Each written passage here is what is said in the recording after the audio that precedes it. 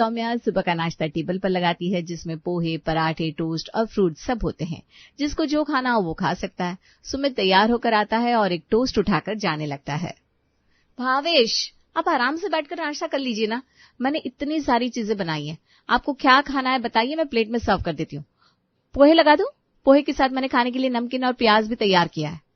अरे नहीं सौम्या, मेरा नाश्ता हो गया। सुबह सुबह खाने बैठ जाऊंगा तो ऑफिस कौन जाएगा। अच्छा मैं चलता हूँ। सुमित टोस्ट खाता हुआ ऑफिस चला जाता है। तभी वीर और रियांशी भी अपने अपने कमरे से निकलकर बाहर आते हैं। भाभी, मेरा नाश्ता लगा दो। वीर, आपका नाश्ता लगा हुआ है, देखो मैंने प्लेट से ढक कर रखा है। आलू मटर के पराठे हैं और साथ में हरी चटनी भी। ओफो भाभी, मैंने कितनी बार कहा है कि मुझे ये सब मत दिया करो, मैं डाइट पर हूँ। अब पराठे खाऊंगा तो जिम जाने का क्या फायदा। मैंने नाश्ता मांगा है, खाना नहीं। ऐसा कहकर वीर टेबल पर रखे फ्रूट्स में से कुछ अंगूर उठाकर ऑफिस चला जाता है। भाभी, मेरी ब्लैक कॉफी तैयार है। हाँ रियांशी, ये लो तुम्हारी ब्लैक कॉफी और नाश्ते में जो लेना है ले लो। रियांशी जल्दी जल्दी ब्लैक कॉफी पीती है और उसके बाद, बस भाभी मेरा नाश्ता हो गया, मैं जा रही हूँ। अरे तुमने कुछ खाया ही नहीं रियांशी, थोड़ा तो कुछ खा लो। भाभी, सुबह सुबह खा लेने से कॉलेज में ना नींद आती है। उधर सर लेक्चर दे रहे होते और इधर नींद के मारे मेरी कुछ समझ में नहीं आता। मैं कॉलेज से आती हूँ फिर खा लूंगी। रियांशी भी बिना कुछ खाए चली गई। मैंने इतना सारा नाश्ता बनाया किसके लिए, जब किसी ने नाश्ते की तरफ देखा भी नहीं। मम्मी जी और पापा जी आते ही होंगे, उन्हें तो नाश्ता करा ही दूंगी। मालिनी नहाकर पूजा कर रही होती है। पूजा करने के बाद वो नाश्ते के टेबल पर आती है। मम्मी जी, आपका नाश्ता लगा दूं? सौम्या बहू रुक जा, अपने पापा जी को आने दे। हमने कभी एक दूसरे के बिना नाश्ता किया, सुबह की चाय तक नहीं पी। जी मम्मी जी। लेकिन तेरे पापा जी आया कहाँ? मैं अभी देख कर आती हूँ। सौम्या अपने ससुर जी को ढूंढती हुई जाती है तो वो उसे घर के गार्डन में मिलते हैं, जहां वो पौधों के आसपास की गंदगी हटा रहे होते हैं और उनमें खाद पानी डाल रहे होते हैं। पापा जी, मम्मी जी नाश्ते के टेबल पर आपका इंतजार कर रही हैं। आता हूँ बहू। देख, हम तो रोज नाश्ता करते हैं, उसी तरह इन पौधों को भी खाद पानी चाहिए। इनकी देखभाल भी करनी जरूरी है, नहीं तो सारे पौधे खराब हो जाएंगे। तू चल, मैं अभी आया। ठीक है पापा जी। सौम्या घर के अंदर जाती है और मालिनी से कहती है, पापा जी पौधों की देखभाल कर रहे हैं, अभी आ रहे हैं। ठीक है बहू, तब तक तुम मुझे एक कप चाय ही पिला दे। जी मम्मी जी। सौम्या चाय बनाकर लाती है और मालिनी को चाय देती है। तभी गार्डन से अपना काम खत्म करके ससुर जी भी घर के अंदर आते हैं। मालिनी, मैं बस अभी नहा कर आता हूँ, देखो मेरे सारे कपड़े गंदे हो गए। अरे जल्दी आइए, मैं नाश्ता आप ही के साथ करूंगी। मनोज जी नहाने के लिए बाथरूम में जाते हैं। मेरे तो कपड़े गंदे हो गए, तो बाथरूम भी साफ कर लेता हूँ। अब मनोज बाथरूम साफ करने लगता है, जिसके बाद वो नहाता है और नाश्ते के टेबल पर आता है। कितनी देर लगा दी आपने, दिन के 12 बज गए। इस बीच मैंने एक कप चाय भी पी ली, अब कुछ खाने की इच्छा भी नहीं हो रही। मैं भी बहुत थक गया हूँ। सौम्या बहू, एक काम करो, मुझे भी एक कप चाय पिला दो, चाय पीकर मैं आराम करूंगा। और नाश्ता? पापा जी मैं चाय बना देती हूँ, चाय और नाश्ता दोनों साथ में कर लीजिए ना। नहीं नहीं बहू, अब सीधा दिन का खाना खाऊंगा, तू बस चाय ला दे। ठीक है पापा जी। सौम्या भावेश और मालिनी को चाय ला कर देती है। चाय पीने के बाद दोनों अपने कमरे में जाकर आराम करने लगते हैं। सौम्या नाश्ते के टेबल पर बैठी थी और वहां रखे नाश्ते को देख रही थी। सब बेकार, मैंने इतना सब कुछ बनाया लेकिन किसी ने नाश्ते की तरफ देखा तक नहीं। चल सौम्या, तू ही नाश्ता कर ले। सौम्या खुद नाश्ता करती है और बाकी का सारा नाश्ता उठाकर फ्रिज में रख देती है। दोपहर के खाने में वो दाल, 2 तरह की सब्जी, चावल, रोटी, सलाद और रायता सब कुछ बनाती है। पापा जी मम्मी जी ने सुबह नाश्ता भी नहीं किया, दोपहर का खाना तो अच्छा होना चाहिए। रियांश भी 3 बजे तक कॉलेज से आ जाएगी, फिर भरपेट खाना खा लेगी। सुबह बस 1 कप ब्लैक कॉफी पीकर गई है। लेकिन दोपहर के 2 बजे जब सौम्या अपने सास ससुर को खाने के लिए बुलाने जाती है तो देखती है वे दोनों गहरी नींद में सो रहे हैं। पापा जी और मम्मी जी तो गहरी नींद में सो रहे हैं, क्या उन्हें जगाना ठीक होगा? काफी सोचने के बाद वो इस नतीजे पर पहुंचती है कि उन दोनों को चैन से सोने दिया जाए। दोपहर के 3 बजे रियांशी कॉलेज से घर आती है। रियांशी, तुम हाथ मुंह धोकर आ जाओ, मैं तुम्हारा खाना लगा देती हूँ, हम दोनों साथ में बैठकर खा लेंगे। नहीं भाभी, मुझे अभी भूख नहीं है, आप खा लो। अरे क्यों भूख नहीं है? तुमने सुबह भी कुछ नहीं खाया था। इसीलिए तो कॉलेज में भूख लगी और मैंने कैंटीन में 2 समोसे और 1 कचौरी खा ली। अब पेट में बिल्कुल जगह नहीं है, मैं चली सोने। ऐसा कहकर रियांशी भी अपने कमरे में चली जाती है। सौम्या का बनाया हुआ खाना कोई भी नहीं खाता है। ये सिर्फ आज की बात नहीं थी, ऐसा रोज ही होने लगा था। सुबह सुबह घर के सभी सदस्य अपने अपने काम में इतने बिजी हो जाते थे कि नाश्ता और दिन का खाना वो खाते ही नहीं थे। संडे के दिन, आज तो संडे है, सभी लोग घर पर है, आज तो सब नाश्ता करेंगे, मैं 2-3 आइटम बना लेती हूँ। सौम्या नाश्ते में इडली सांभर, उपमा और साबूदाने का कटलेट बनाती है और नाश्ता टेबल पर लगाती है। आ जाइए सब लोग, नाश्ता रेडी है। लेकिन कोई नाश्ते के टेबल पर नहीं आता, क्योंकि संडे होने की वजह से सभी देर से जागे थे और अभी तो उनकी ठीक से नींद भी नहीं खुली थी। सौम्या, इतनी सुबह नाश्ता कौन करता है? आज तो संडे, आज आराम से नाश्ता कर लेंगे, हमें घर में ही तो रहना है। तुम एक काम करो, एक कप चाय पिला दो। हाँ भाभी, बस चाय पिला दो। ठीक है, आप लोग बैठिए, मैं अभी चाय लेकर आती हूँ। सौम्या किचन में जाती है और सबके लिए चाय बना कर लाती है। चाय हाजिर है। मैंने आप सबके लिए मसाले वाली चाय बनाई है, इसलिए पीते ही आप लोगों की नींद खुल जाएगी और फुर्ती आ जाएगी। वाह बहू, ये तूने बड़ा अच्छा काम किया। सभी चाय पीते हैं, जिसके बाद सौम्या सोचती है कि अब सब नाश्ते पर टूट पड़ेंगे, लेकिन ऐसा नहीं होता। जब वो सबको एक बार फिर नाश्ते के लिए बुलाने जाती है तो देखती है वीर अपने जूते में पॉलिश कर रहा है, रियांशी अपने कपड़े धो रही है, भावेश लैपटॉप खोलकर कुछ काम कर रहा है, वहीं मालिनी और मनोज अपना गार्डन साफ कर रहे हैं और गुलदस्तों को फूल से सजा रहे हैं। नाश्ते का वक्त निकल जाता है और सभी अपना अपना काम करके नहा धोकर आराम करने लगते हैं। इसी तरह दोपहर खाने के समय, आप लोगों ने नाश्ता नहीं किया, खाना तो समय पर खा लीजिए, मैंने पनीर कोरमा और नान बनाया है। मालिनी और मनोज खाने की टेबल पर आते हैं। वीर कहाँ है? भावेश और रियांशी भी नहीं आए। तभी रियांशी अपने कमरे से निकलकर बाहर आती है।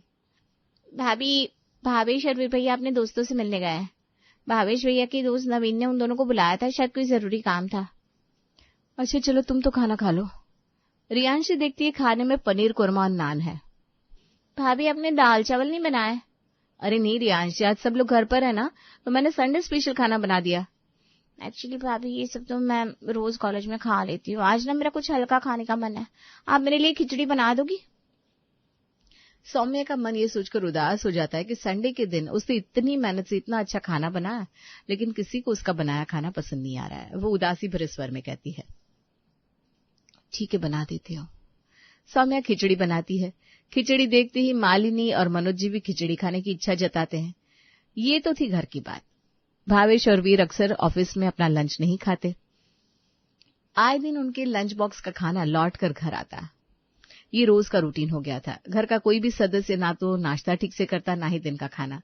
अब सौम्या सुबह के नाश्ते और दिन के खाने में कुछ हल्का फुल्का सा बनाने लगती है और रात का खाना एकदम शाही। एक सुबह जब सभी लोग नाश्ते की टेबल पर आते हैं, सौम्या बहू, नाश्ता लगा दे। अभी लगा रही हूँ पापा जी। सौम्या मालिनी और मनोज जी के लिए नाश्ता लाती है, जिसमें सिर्फ चाय और पाव होते हैं। मालिनी पाव को उठाकर उसे उलट पुलट कर देखती है। पाव में ना तो बटर होता है, ना ही उसके साथ भाजी। वे दोनों चाय के साथ पाव खा लेते हैं। घर के दूसरे सदस्य को भी नाश्ते में यही मिलता है। इसी तरह से दिन के खाने में सौम्या साबूदाने की खिचड़ी बना देती है। ये क्या बना दिया बहू ने? साबूदाने की खिचड़ी है? अरे वो तो मैं भी देख रही हूँ, लेकिन ये भी कोई खाना है? दोपहर के खाने में साबूदाने की खिचड़ी कौन खाता है? तभी रियांशी भी कॉलेज से घर आती है। भाभी, आज खाने में क्या बनाया है? साबूदाने की खिचड़ी बनाई है, लगा दो। साबूदाने की खिचड़ी? हाँ, आज तो मैंने यही बनाया है। ठीक है, लगा दो, बहुत भूख लगी है। भावेश और वीर जब ऑफिस में अपना लंच बॉक्स खोलते हैं, ये क्या दे दिया आज सौम्या ने, साबूदाने की खिचड़ी? भाभी को आज क्या हो गया? रोज तो अच्छा अच्छा खाना देती थी, आज इन्होंने साबूदाने की खिचड़ी दे दी। शायद आज उनकी तबीयत ठीक नहीं होगी। दोनों अपना अपना लंच खा लेते हैं। सुबह का नाश्ता और दिन का खाना हल्का बनाने के बाद रात के खाने में सौम्या 36 तरह के पकवान बना देती है।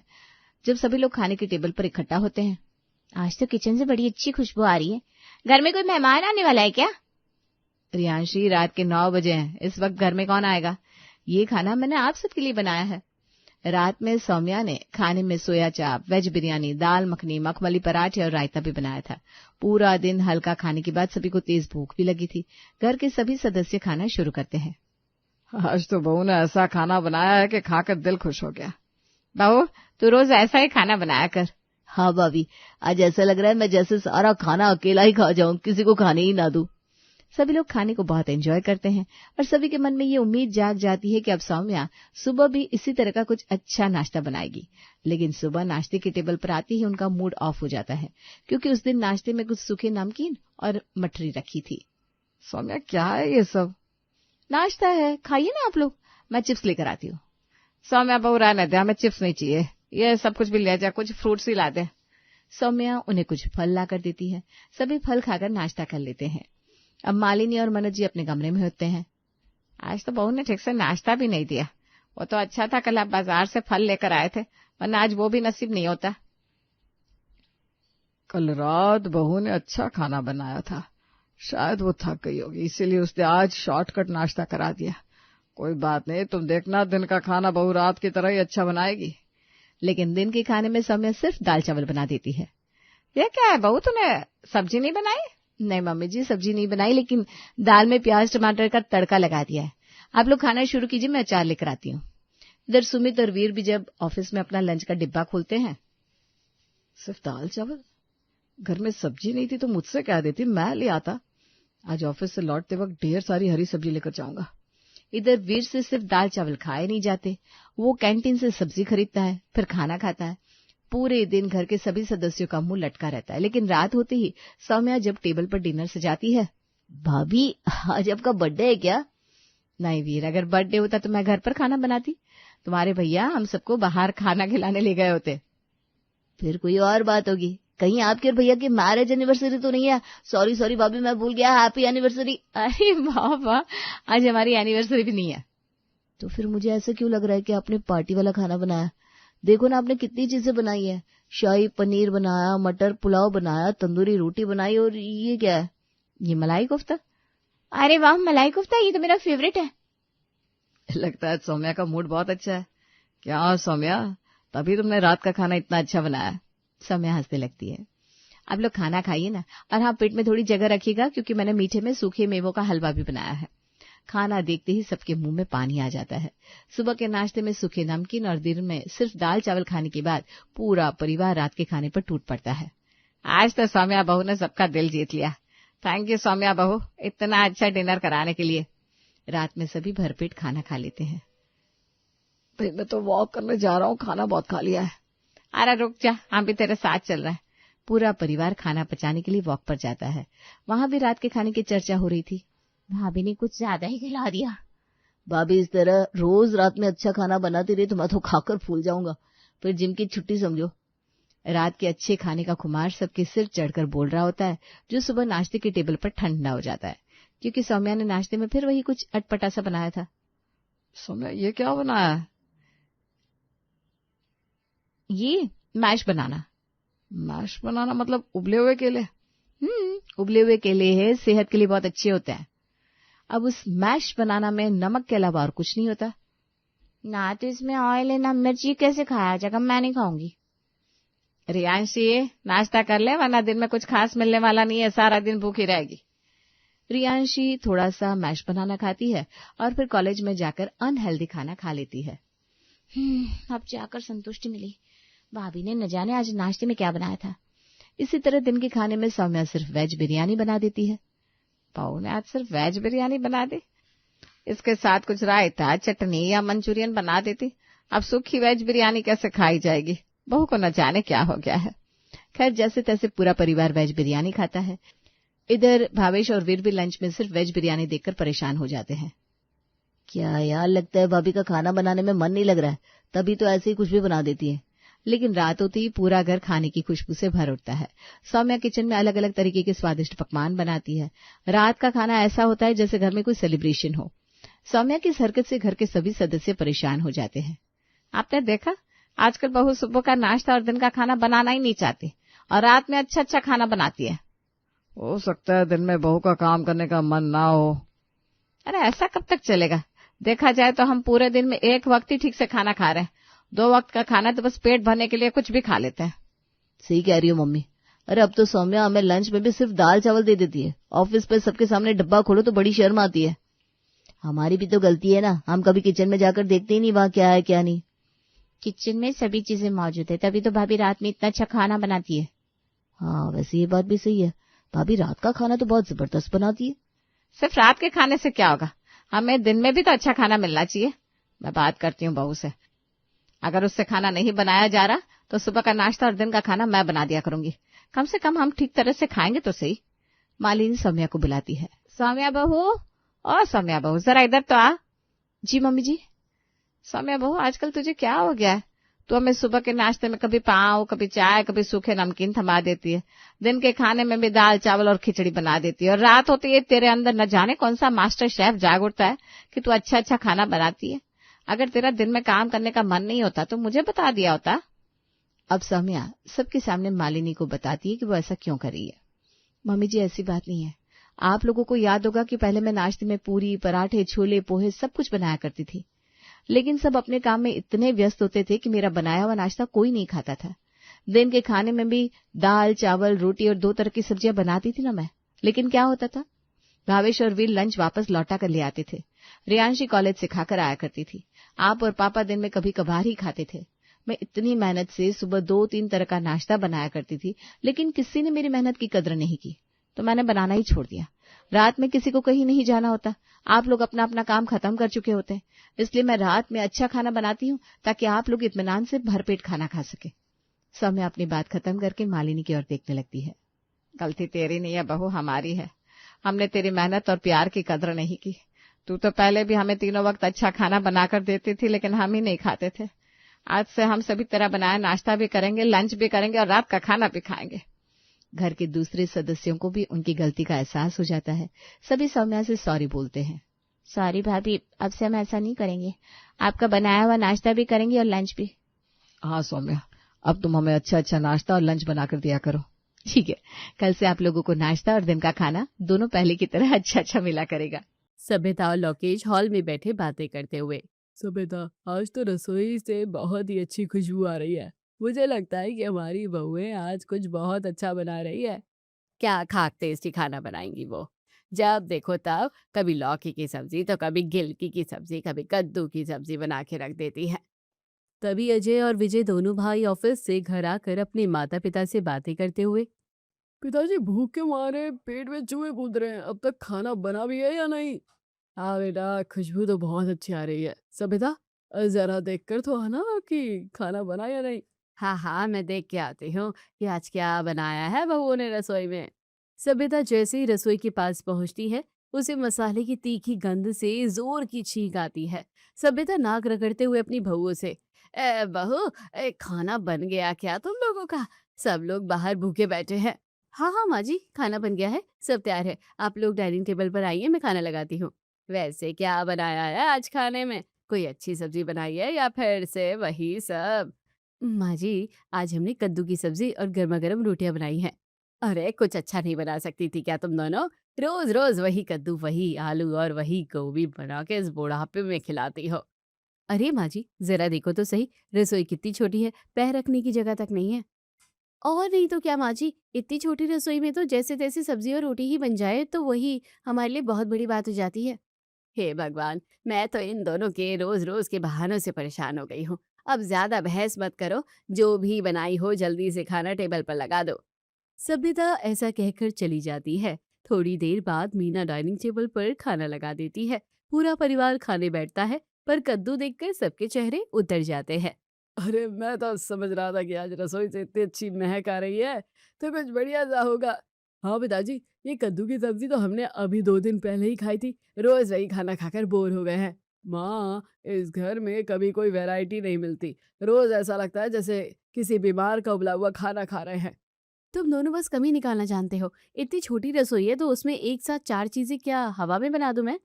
सही बात है, अगर हमारे पास थोड़ी बड़ी रसोई होती तो हम भी आपको अच्छा अच्छा खाना बनाकर खिलाते। अच्छा चलो ठीक है भाई, अब जो भी बन गया है उसे शांति से खा लो। रोज रोज खाने पर महाभारत मत शुरू करो। सब लोग खाना खाते हैं। अगले दिन पड़ोसी रमेश बाबू के नए घर के गृह प्रवेश की पार्टी है। पूरा परिवार वहां पहुंचता है। रमेश बाबू सबका स्वागत करते हुए, आओ आओ लोकेश भाई, बहुत बहुत स्वागत है आप सबका। आइए, आपको हम अपना नया घर और अपनी आलीशान रसोई दिखा देते हैं। रमेश बाबू सबको अंदर ले जाते हैं और अपना घर फिर अपनी रसोई भी दिखाते हैं। रसोई देखकर सीमा और मीना आपस में कानाफूसी करते हुए, मीना देख जरा, कितनी बड़ी और कितनी शानदार रसोई है। कितनी खुली खुली जगह है काम करने के लिए। हाँ हाँ दीदी, देखकर ही दिल खुश हो गया। काश ऐसी रसोई हमारे घर में भी होती तो खाना बनाने में सचमुच मजा आता। हाँ यार, पर हमारी किस्मत ही खराब है जो उस छोटी सी काल कोठरी जैसी रसोई में दिन रात खटना पड़ता है। चुप रहो तुम दोनों की दोनों, यहाँ दूसरों के घर आकर भी तुम लोग यही बातें कर रही हो। अपनी सास की डांट सुनकर दोनों बहुएं चुप हो जाती है। थोड़ी देर बाद पार्टी में खाना शुरू होता है। तरह तरह के पकवान देखकर सब पेट भर के खाना खाते हैं और फिर वापस अपने घर आ जाते हैं। रात को लोकेश हॉल में बैठकर खाने की तारीफ करते हुए, वाह भाई वाह! आज तो रमेश बाबू के यहाँ क्या शानदार खाना था। पूड़ी, हलवा, कढ़ी और चावल खाकर तो मज़ा ही आ गया। सही कहा पापा, ऐसा खाना तो बहुत दिनों बाद नसीब हुआ है। हाँ, हमारे घर में तो बस कद्दू ही बनते हैं या फिर रोज़ वही लौकी की सब्ज़ी ही मिलती है। पिताजी, आपने वहाँ का स्वादिष्ट खाना तो देख लिया, पर क्या आपने ये नहीं देखा कि उनकी रसोई कितनी आलीशान थी? हाँ पिताजी, अरे जब इतनी बड़ी और शानदार रसोई होगी तो कोई अनाड़ी इंसान भी बहुत अच्छा खाना बना देगा। और नहीं तो क्या पिताजी, आपने तो हमारे लिए इतनी छोटी रसोई बनवाई है कि उसमें हम जैसे तैसे खाना बना ले, तो वही बहुत बड़ी बात है। बहुओं की बात सुनकर अजय और विजय भी चुप हो जाते हैं। रात को सभ्यता और लोकेश अपने कमरे में बातें करते हुए, सभ्यता जो भी हो, पर मुझे लगता है कि हमारी बहुएं बिल्कुल सही कह रही थी। इस बारे में हमें सोचना चाहिए। क्या सही कह रही थी? आप भी उन दोनों के बहानों के जाल में फंस गए हो क्या? नहीं सभ्यता, अगर हम सच में अपनी रसोई को थोड़ा बड़ा कर दें तो शायद हमें भी रोज अच्छा खाना मिलेगा। इसमें हमारा ही तो फायदा है। बात तो वैसे आपने ठीक कही है। जो हमारी रसोई के बगल वाला स्टोर रूम है, उसकी दीवार तोड़कर दोनों को एक कर देते हैं। अगले दिन सुबह ही घर में मिस्त्री और मजदूर आ जाते हैं। लोकेश और सभ्यता खड़े होकर दीवार तोड़वाते हुए कहते हैं, हाँ भाई मिस्त्री जी, ये बीच की जो दीवार है इसे पूरी तरह से हटा दो और रसोई और स्टोर रूम को मिलाकर एक बड़ा सा हॉल जैसा बना दो। मजदूर पूरी ताकत से हथौड़ा चलाकर दीवार तोड़ लेते हैं। फिर देखते ही देखते रसोई और स्टोर रूम मिलकर एक बड़ी और आलीशान रसोई बन जाती है। फिनिशिंग देखकर रसोई कंप्लीट करने के बाद मजदूर चले जाते हैं। तब लोकेश अपनी बहुओं से, लो भाई बहुओं, अब तो तुम्हारी रसोई बहुत बड़ी और शानदार हो गई है। अब कम से कम तुम दोनों रोज अच्छा खाना बनाना। अरे वाह पिताजी, ये तो बहुत ही बढ़िया हो गया है। अब आप बस आज रात के खाने का इंतजार कीजिए। रात को सीमा और मीना रसोई में खड़ी होकर आपस में बातें करते हुए, दीदी आज इतनी बड़ी रसोई मिली है तो बताइए आज क्या खास बनाए। ऐसा करते हैं कि गोभी की अच्छी सी मसालेदार सब्जी बना लेते हैं। हाँ दीदी, और साथ में गर्मा गर्म पूरियां तल लेते हैं और मीठे में थोड़ी सी केसर वाली खीर भी बना लेते हैं। और सुनो, जो थोड़ा सा पनीर फ्रिज में रखा है ना, उसे कद्दूकस करके पनीर की अच्छी सी रोटी भी बना लेते हैं। हाँ हाँ दीदी, ये सब बहुत अच्छा रहेगा। और साथ में बूंदी का ठंडा ठंडा रायता भी बना लेते हैं, सबको बहुत पसंद आएगा। सीमा मिक्स वेज काटने लगती है और मीना पराठे का आटा गूंथने लगती है। लेकिन 10 मिनट के अंदर ही दोनों थक कर बातें करते हुए, लो भाई, मुझसे तो अब और सब्जियां नहीं काटी जाएगी। इतने में ही मेरे हाथ बहुत जोर से दुखने लगे हैं। मेरी भी दीदी, इस बड़े काउंटर पर खड़े खड़े मेरी तो कमर ही सीधी नहीं हो रही है। बहुत थकान हो गई है। छोड़ो ना मीना, इतना तामझाम कौन करेगा। ये भारी भरकम खाना फिर कभी किसी और दिन फुर्सत में बना लेंगे। हाँ दीदी, आप बिल्कुल सही कह रही हैं। आज सिर्फ सिंपल मिक्स वेज की सब्जी, सादी रोटी और चावल बना के काम खत्म करते हैं। अब दोनों सादा खाना बनाकर डाइनिंग टेबल पर लगा देती हैं। सभी लोग खाना खाते हुए, ये क्या मजाक लगा रखा है तुम दोनों ने? ना तुमने सलाद दिया, ना रायता बनाया और ना ही कोई दूसरी सब्जी। हाँ यार, हम तो सोच रहे थे कि आज रसोई बड़ी हुई है तो बहुत कुछ स्पेशल खाने को मिलेगा, पर यहाँ तो कुछ भी अच्छा नहीं है। हाँ, हम तो बहुत कुछ बनाने वाले थे, लेकिन क्या है ना कि हम 2 लोग काम करने वाले हैं और गैस का चूल्हा सिर्फ एक ही है। हाँ भैया, इतने बड़े काउंटर पर अकेले काम नहीं होता। अगर हमारे पास ओवन या माइक्रोवेव रहता तो सारा काम फटाफट हो जाता। सभी लोग खाना खा लेते हैं और अपने कमरे में जाकर आराम करते हैं। अगले दिन शाम को अजय ऑफिस से लौटता है। उसके हाथ में 2 बड़े-बड़े इलेक्ट्रॉनिक्स के डिब्बे हैं। वो उन्हें लाकर सीधा रसोई के काउंटर पर रखते हुए, लो भाई, अब तुम्हारी फरमाइश के मुताबिक माइक्रोवेव और टोस्टर दोनों आ गया है। अब तो कम से कम अच्छा खाना बनाना।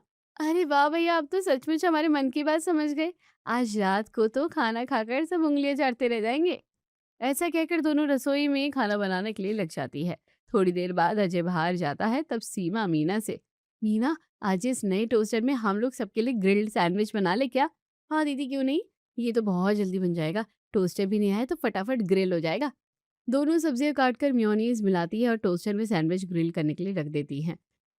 सैंडविच तो बनकर तैयार हो गई है।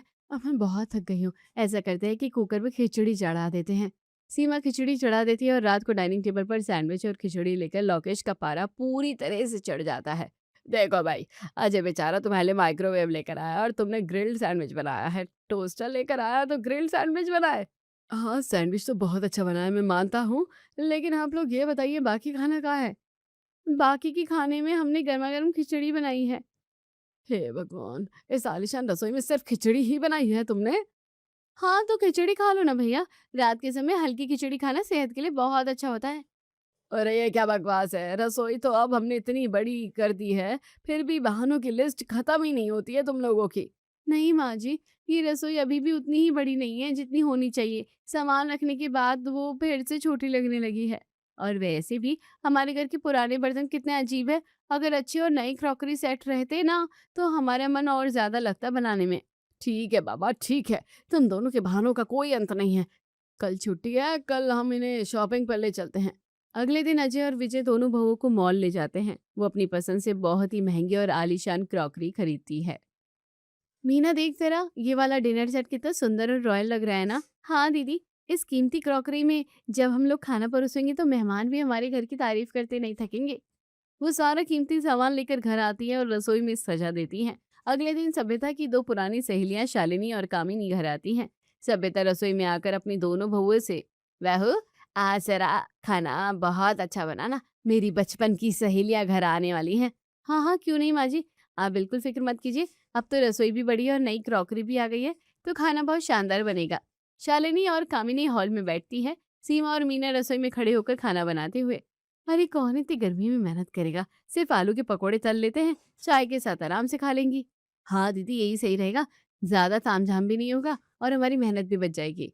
दोनों पकोड़े तलती है और नई क्रॉकरी में सजाकर हॉल में लाकर मेहमानों को देती है और अपने कमरे में चली जाती है। कामिनी पकोड़े खाते हुए सभ्यता से, अरे सभ्यता, मैंने मोहल्ले में सुना है कि तुमने अपनी बहुओं के कहने पर अपनी रसोई को बहुत बड़ा करवाया है। हाँ बहन, बहुएं कहती थी कि जगह छोटी है, इसलिए मैंने उनकी खुशी के लिए पूरी दीवार ही तोड़वा दी। अच्छा, तो हमें भी दिखाओ जरा अपनी नई नई रसोई, हम भी देखें कैसी बनी है। सभ्यता अपनी दोनों सहेलियों को बड़ी रसोई दिखाने ले जाती है। भाई वाह सभ्यता, इतनी बड़ी और आलीशान रसोई तो सचमुच किसी बड़े होटल जैसी लग रही है। हाँ बहन, बहुत पैसा खर्च करके इसे बड़ी बनवाई है ताकि रोज अच्छा खाना खाने को मिले। सीमा और मीना वापस हॉल में आकर बैठ जाती है। उधर से सभ्यता पानी लाते हुए उनकी बातें सुनती है। देखा शालिनी, सिर्फ रसोई बड़ी करवा दिखाने के लिए, लेकिन कंजूसी जरा भी कम नहीं हुई। हाँ बहन, बिल्कुल सही कहा, ये ससुराल वाले ही महाकंजूस होंगे। घर में राशन का सामान ही नहीं देते होंगे तो बेचारी बहुएं बनाएंगी कहाँ से। ये सुनकर सभ्यता का चेहरा एकदम उतर जाता है। अपनी इतनी बड़ी बेइज्जती सुनकर उसे बहुत बुरा लगता है। वो अपनी सहेलियों को पानी पिलाती है और उसके बाद उसकी सहेलियां चली जाती हैं। रात को पूरा परिवार हॉल में इकट्ठा होता है। तभी मीना वहां आकर, माँ जी खाना बिल्कुल बन गया है, चलिए सब लोग डाइनिंग टेबल पर आ जाइए। रहने दो बहू, तुमने आज मेरी सहेलियों के सामने मेरी बहुत बड़ी बेइज्जती करवाई है। क्यों अच्छा खाना नहीं बनाया तुमने उनके लिए? अरे माँ जी, रसोई इतनी भी बड़ी नहीं है, सामान ला के रख दिए तो ये भी फिर से बहुत छोटी लगने लगी है। अगले ही दिन फिर से मिस्त्री आता है और बाजू वाला कमरा भी टूट कर रसोई का हिस्सा बन जाता है। रसोई अब बहुत ज्यादा बड़ी हो गई थी। चलो भाई, अब तो पूरा का पूरा हॉल ही रसोई बन गया है। अब तो बहू कम से कम अच्छा खाना बनाओगी ना? हाँ पिताजी, बिल्कुल। अब तो इतनी जगह है कि हम बहुत ही शानदार और शाही खाना बनाएंगे। शाम को सीमा और मीना उस विशाल रसोई में खड़ी होकर खाना बनाने की तैयारी करते हुए, आज ऐसा करते हैं कि आज कश्मीरी वेज पुलाव और साथ में अंडे का कोरमा बना लेते हैं और साथ में रुमाली रोटी बना लेते हैं। ठीक है दीदी, लेकिन रुमाली रोटी का आटा तो बहुत मेहनत से और अच्छे से लगाना पड़ता है, उसमें बहुत ताकत लगती है। मीना रुमाली रोटी का आटा गूंथने लगती है। वो आटा गूंथते हुए बुरी तरह से थक जाती है। दीदी, अब तो मैं बहुत ज्यादा थक गई हूँ, मुझसे रुमाली रोटी नहीं बनेगी, क्यों ना हम सिंपल रोटी बना लें। हाँ मीना, मैं भी इस विशाल रसोई में सामान ढूंढते ढूंढते थक गई हूँ। मैं भी कोरमा की जगह ये सिंपल लौकी की सब्जी बना लेती हूँ। सीमा कोरमा का विचार छोड़कर लौकी काटने लगती है। दोनों बहू खाना बनाकर डाइनिंग टेबल पर लगा देती है।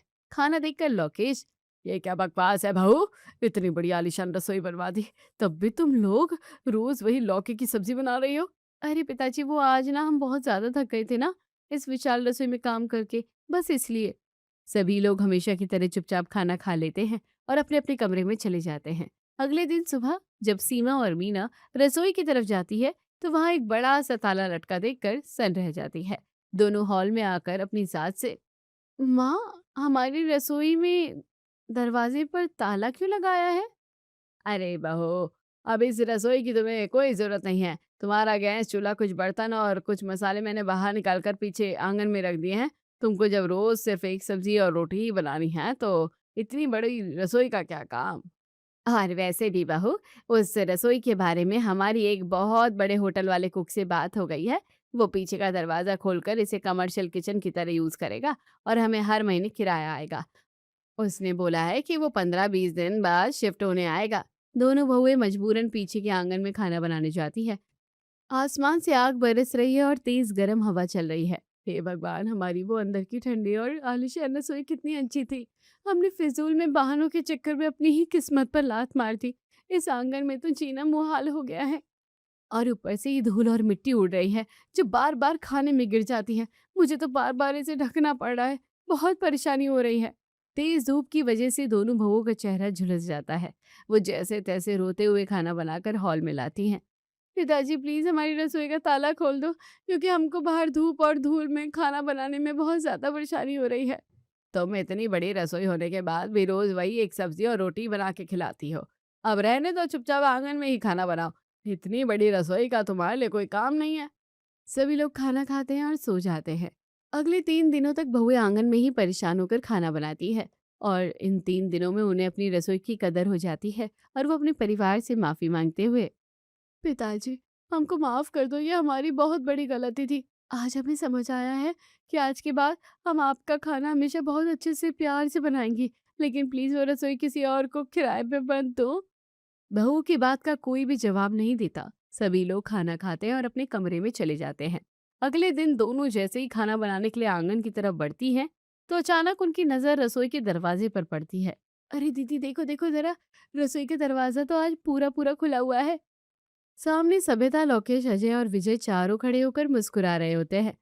बहू, हम अपनी घर की लक्ष्मी की रसोई को कभी किसी बाहरी इंसान को किराए पर नहीं देना चाहते थे और ना ही किसी ने इसे किराए में लिया है।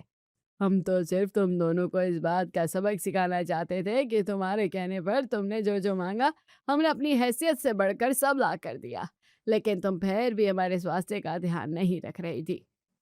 दोनों बहुओं को अपनी गलती का एहसास होता है। वो रोते हुए सभ्यता और लोकेश के पैर छूकर माफी मांगती है और बड़ी रसोई में जाकर गर्मा गर्म पूड़ियाँ, शाही पनीर की सब्जी, सूजी का हलवा और पराठा बना लेती है और डाइनिंग टेबल पर लगा देती है। सभी लोग खाना खाकर बहुत खुश होते हैं। ऐसे ही कुछ दिन बीतते हैं। एक दिन सीमा मीना से, मीना, मैं बहुत थक गई हूँ, क्या करें? आज कोई सिंपल खाना बना ले क्या? नहीं दीदी, भूल गई क्या? अगर आज सिंपल खाना बनाया तो कल फिर से उसी गर्मी में आंगन में बाहर धूप में ही खाना बनाना पड़ेगा। हाँ हाँ हाँ, तुमने बिल्कुल सही कहा। मीना, चलो चलो, अपनी पूरी ताकत लगाते हैं और बहुत अच्छा खाना बनाते हैं। दोनों फिर से पूरी लगन और प्यार से काम में जुट जाती है। वो शानदार पूरी, हलवा, सब्जी और पुलाव बनाकर नई क्रॉकरी सेट में डाइनिंग टेबल पर सजा देती है। वाह भाई वाह वाह वाह, क्या बात है बहू, आज का खाना खाकर तो सचमुच मेरा दिल खुश कर दिया तुम लोगों ने। हाँ लोकेश जी, क्योंकि असली स्वाद रसोई की जगह यहाँ बर्तनों में नहीं होता, बल्कि खाना बनाने वाले के प्यार और जिम्मेदारी में होता है। हाँ विजय भाई, आज तो खाने की खुशबू अलग ही है। पूरा परिवार एक साथ हंसते मुस्कुराते हुए प्यार से खाना खाने लगता है और उस बड़ी सी रसोई में हमेशा के लिए खुशियां वापस लौट आती है।